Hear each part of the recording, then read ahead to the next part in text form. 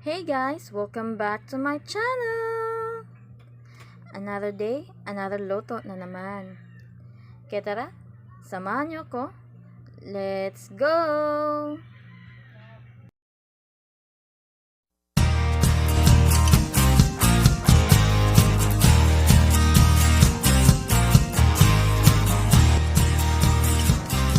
Ang lulutuin po natin for today ay tortang isda o mas kilala sa tawag na tortang lupoy.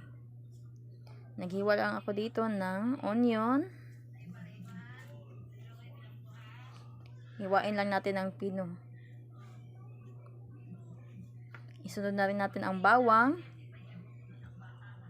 Pinuhin lang din natin guys. At spring onion.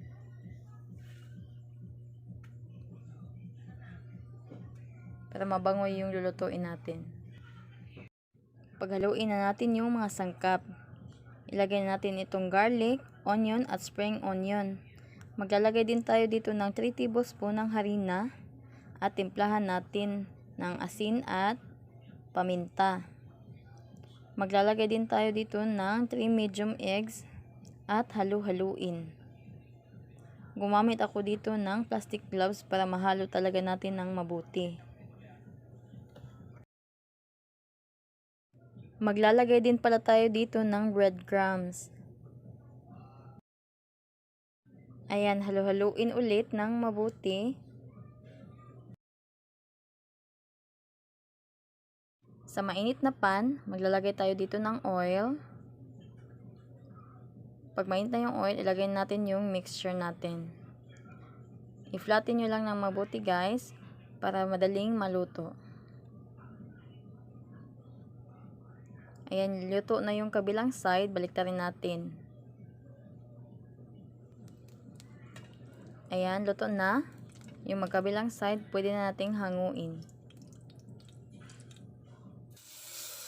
And repeat the procedure lang guys until maubos yung mixture natin.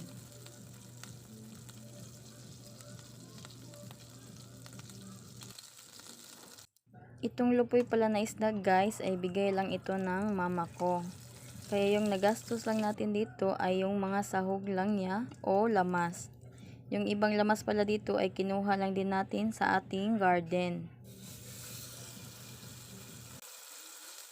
Itong isda na to guys ay fresh pa.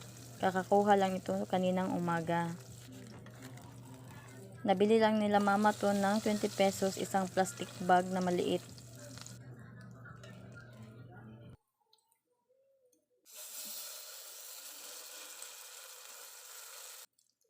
Ayan, patapos na tayo sa ating niluluto.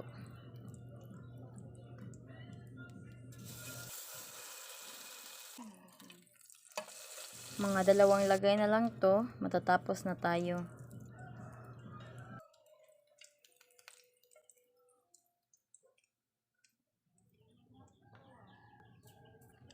Ito pala ang ating sausawan.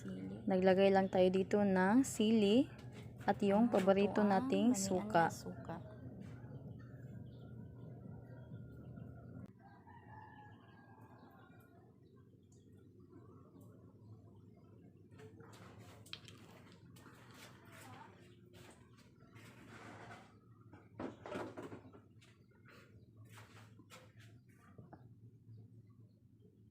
Ano ito? Suka.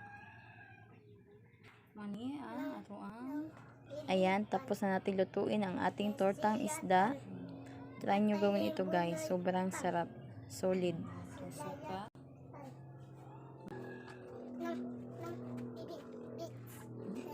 If you like this video, please give it a thumbs up, subscribe, and click the notification bell for more videos like this. Thank you for watching. Bye! God bless!